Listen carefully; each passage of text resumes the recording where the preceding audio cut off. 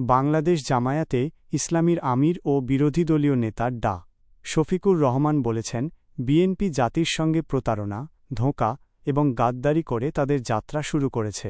তারা এখন সেই পুরনো আওয়ামী ফ্যাসিস্ট বাকশালী কায়দায় একদলীয় শাসন জনগণের ওপর চাপিয়ে দিতে চাচ্ছে।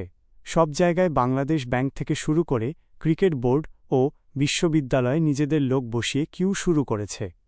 রোববার 12 এপ্রিল রাজধানীর institution of diploma engineers Bangladesh IDEB মিলনায়তনে আয়োজিত এক মতবিনিময় সভায় প্রধান অতিথির বক্তব্যে তিনি এসব কথা বলেন।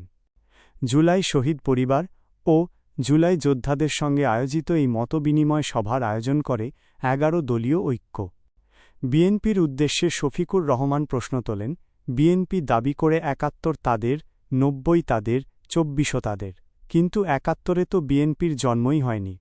জিয়াউর রহমান সাহেব স্বাধীনতার ঘোষণা দিয়েছেন, যুদ্ধ করেছেন, আমরা তাকে সম্মান করি। কিন্তু একক ক্রেডিট একজনকে দিলে বাকি যোদ্ধাদের অবস্থান কোথায় থাকে? এটা যুদ্ধকে কুক্ষিগত করার অপপ্রয়াস। বিএনপি নিজেদের 31 দফা সংস্কারের কথা বললেও এখন তার বিপক্ষে অবস্থান নিয়েছে বলে মন্তব্য করেন জামায়াত আমির।